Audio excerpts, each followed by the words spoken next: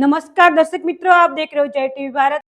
सुर, संगीत और अनूठे प्रेम का अनोखा सफर। 5 जून को सिनेमाघरों में गूंजेगी गुजराती फिल्म सरगम की धुन।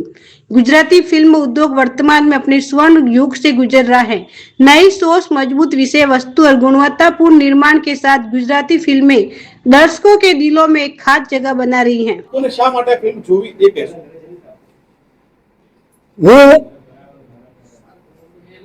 આ માધ્યમથી કહેવા જઈ રહ્યો છું, આ 5મી તારીખે 5મી જૂન ગુજરાતી ફિલ્મોમાં એક નવું અધ્યાય ઉમેરાવા જઈ રહ્યો છે અને ફિલ્મનું નામ છે સરગમ।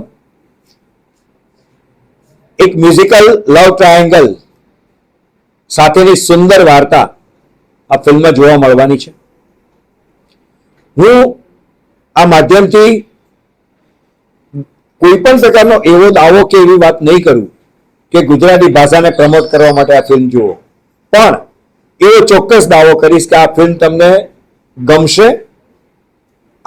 સરગમમાં હું આરોહીનું પાત્ર ભજવી રહી છું અને જેવી મારી ઓરિજિનલ પર્સનાલિટી છે, હું થોડી બોસી છું, પ્રેક્ટિકલ છું એન્ડ સેલ્ફ મેડ છું, તો એને એકદમ સિમિલર કેરેક્ટર જ હું ભજવી રહી છું, તો મને એટલું બધું પ્રોબ્લેમ નથી આવ્યા આ પાત્ર ભજવવામાં।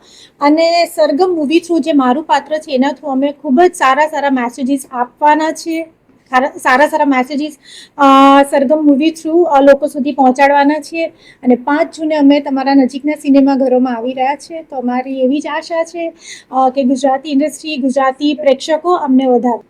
સરગમ મૂવીમાં જેમ મેં પહેલાં જણાવ્યું એમ કે મારું જે પાત્ર છે એનું નામ છે સરગમ, એટલે ખૂબ જ જવાબદારીવાળું કામ રહ્યું છે મારું।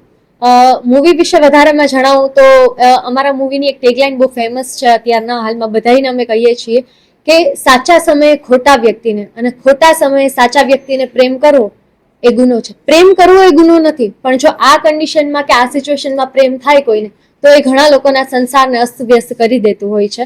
આ મૂવીમાં મારું જે પાત્ર છે એ મારી ઓરિજિનલ પર્સનાલિટીથી ઘણું અલગ છે, ઘણું ઓપોઝિટ છે, પણ મેં